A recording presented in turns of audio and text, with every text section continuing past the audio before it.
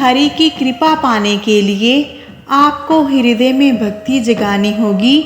जिसमें यह भक्ति जागृत है वह बड़ा भाग्यवान है। श्री हरि का नाम तो एक अनमोल रतन है, जिसको मिल जाए बस वही धनवान है। हरि बोल। आप सभी प्यारे भक्तों को जय श्री सीताराम, जय श्री राधे श्याम। प्यारे भक्तों, आज वैशाख पूर्णिमा का पर्व है। आज के दिन महात्मा बुद्ध, भगवान विष्णु जी और माता लक्ष्मी जी की पूजा अर्चना की जाती है। आज के दिन पूजा अर्चना करने से हमें पुत्र प्राप्ति, धन प्राप्ति और मोक्ष की प्राप्ति होती है। आज के दिन पूजा करने से हमें पापों से मुक्ति मिलती है और मन शांत रहता है।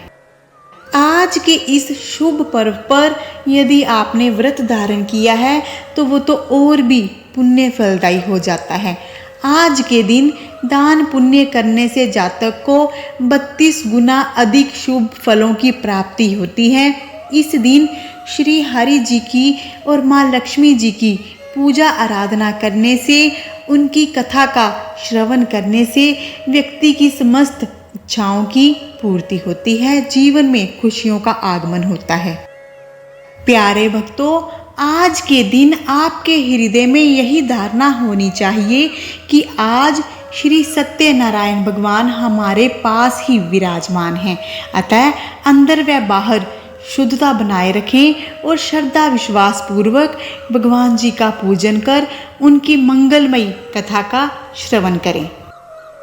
परम दिव्य शक्ति पर आप जी को वैशाख पूर्णिमा की 2 कथाएं सुनाई जाएंगी। छोटी छोटी कथाएं हैं, प्रेम और धैर्य के साथ श्रवण कीजिएगा। श्री हरि जी कल्याण करेंगे। कथा आरंभ करने से पहले एक बार प्रेम पूर्वक श्री हरि जी के नाम का जयकारा लगाएंगे। बोलिए श्री हरि विष्णु भगवान की जय, सत्यनारायण भगवान जी की जय, सच्चे दरबार की जय। वैशाख पूर्णिमा पहली कथा शुरू करते हैं। काशीपुर नगर के एक गरीब ब्राह्मण को भिक्षा मांगते देखकर भगवान विष्णु जी स्वयं ही एक बूढ़े ब्राह्मण के रूप में उस निर्धन ब्राह्मण के पास गए और कहने लगे, हे विप्रे, श्री सत्यनारायण भगवान मनोवांछित फल देने वाले हैं। आप उनका व्रत पूजन करो, जिसे करने से मनुष्य सब प्रकार के दुखों से मुक्त हो जाता है।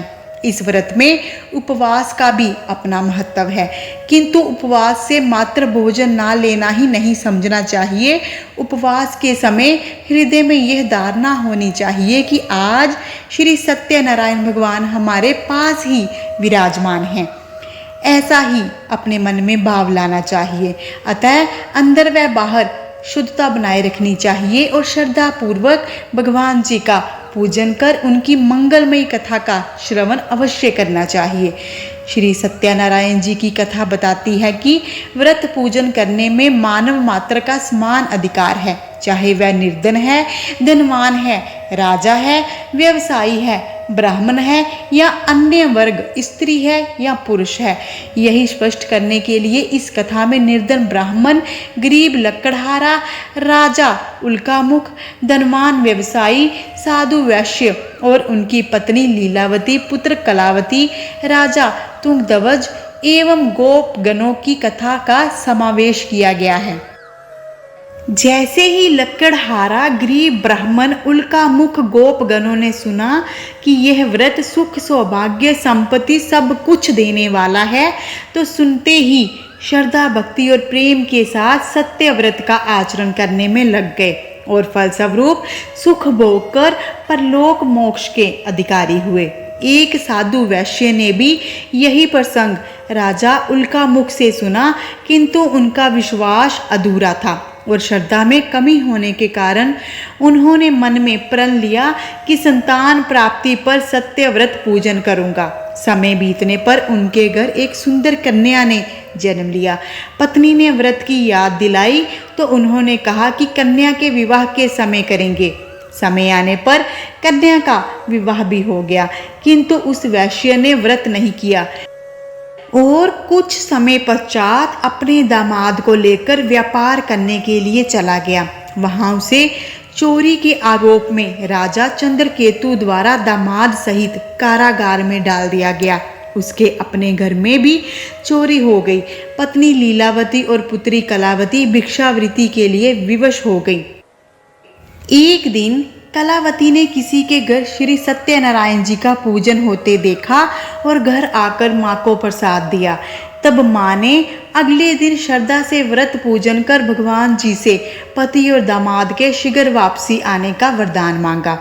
श्री हरि प्रसन्न हो गए और राजा को स्वप्न दिया कि वह दोनों बंदियों को छोड़ दे क्योंकि वह निर्दोष हैं। राजा ने अगली सुबह उनका धन धान्य और प्रचुर द्रव्य देकर उन्हें विदा किया। घर आकर पूर्णिमा और संक्रांति को सत्यव्रत का जीवन भर आयोजन करता रहा। परिणाम स्वरूप उसे संसारिक सुख भोग कर मोक्ष प्राप्त हुआ। इसी प्रकार एक बार राजा तुंगध्वज ने अपने वन में गोप गणों को श्री सत्यनारायण भगवान जी का पूजन करते देखा, किंतु अपने अभिमान की वजह से राजा ना तो पूजा स्थल पर गया, ना दूर से ही प्रणाम किया और ना ही गोप गणों द्वारा दिया प्रसाद ग्रहण किया। परिणाम यह हुआ कि राजा के पुत्र, धन धान्य, अश्व गज आदि सब नष्ट हो गए। राजा को फिर ये आभास हुआ कि विपत्ति का कारण सत्यदेव भगवान जी का निरादर है। तब उसे बहुत पश्चाताप हुआ। तुरंत वन में गया। गोप गणों को बुलाकर उन्होंने सत्यनारायण भगवान जी की पूजा विधि पूछी और बाद पूजा की भी, और फिर उन्होंने उनसे प्रसाद ग्रहण किया और घर को आया। उसने देखा कि विपत्ति टल गई और उसकी सारी संपत्ति और जन सुरक्षित हो गए। राजा प्रसन्नता से भर गया और अपना सर्वस्व भगवान जी को अर्पित कर दिया। इस प्रकार श्री हरि जी की पूजा अर्चना कर ब्राह्मण, तुंगध्वज और अनेकों और लोगों ने इस संसार में सुख भोगे और अंतकाल में उनको मोक्ष की प्राप्ति हुई। श्री हरि विष्णु नारायण जी की वैशाख पूर्णिमा की प्रथम कथा समाप्त हुई। बोलिए जय हो श्री हरि विष्णु जी की, जय माँ लक्ष्मी जी की। दूसरी कथा शुरू करते हैं। एक बार धनेश्वर नाम का एक धनी व्यक्ति था, लेकिन उसे संतान नहीं थी। इसी वजह से वह दुखी रहता था। एक दिन वह एक योगी से मिला, जिन्होंने उसे वैशाख पूर्णिमा का व्रत रखने का सुझाव दिया। धनेश्वर ने विधि विधान से वैशाख पूर्णिमा का व्रत रखा और भगवान विष्णु जी और माता लक्ष्मी जी की पूजा अर्चना की। कुछ समय बाद उनकी पत्नी सुशीला गर्भवती हुई और उन्हें एक सुंदर पुत्र हुआ। यह व्रत पुत्र प्राप्ति के लिए बहुत फलदायी माना जाता है। वहीं एक अन्य कथा के अनुसार गौतम ऋषि ने अपनी पत्नी अहिल्या को श्राप दिया था, क्योंकि उन्हें इंद्रदेव जी ने धोखा दिया था। अहिल्या को पत्थर में बदल दिया गया था। वैशाख पूर्णिमा के दिन भगवान राम जी वनवास के दौरान गौतम ऋषि के आश्रम में पहुँचे। गौतम ऋषि ने भगवान राम जी का स्वागत किया और उन्हें भोजन परोसा। भोजन के बाद भगवान राम जी ने अहिल्या को पत्थर से मुक्त होने का वरदान दिया। इस व्रत को करने से पापों से मुक्ति और मोक्ष की प्राप्ति होती है। बोलो श्री हरि सत्यनारायण जी की जय। श्री हरि जी की वैशाख पूर्णिमा की दूसरी कथा समाप्त हुई। श्री हरि जी और माँ लक्ष्मी जी के चरणों में हमारी यही प्रार्थना है कि इन कथाओं का कथन करने वाले पर और इन कथाओं का श्रवण करने वाले पर श्री हरि जी और माँ लक्ष्मी जी सदैव अपना आशीर्वाद बनाए रखें।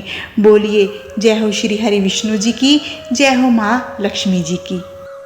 आप जी से हमारी प्रार्थना है कि यदि आप हमारे चैनल परम दिव्य शक्ति पर नए हैं तो कृपा करके हमारे चैनल परम दिव्य शक्ति को सब्सक्राइब कर लीजिए और बन जाइए हमारे इस परम दिव्य सफ़र में हम सफ़र। यदि आपको ये वीडियो अच्छी लगी हो तो इसे दिल से लाइक करें और हमारी आपसे प्रार्थना है कि इसे अधिक से अधिक शेयर करें। ऐसा करने से आपको पुण्य मिलेगा और हमें प्रेरणा। कमेंट बॉक्स में जय हो श्री हरि जी, जय माँ लक्ष्मी जी अवश्य लिखें। श्री हरि जी, माँ लक्ष्मी जी कल्याण करेंगी। मिलते हैं अगली वीडियो के साथ। अपना ध्यान रखें, खुश रहें, सुखी रहें। जय हो श्री हरि, जय माँ लक्ष्मी जी की।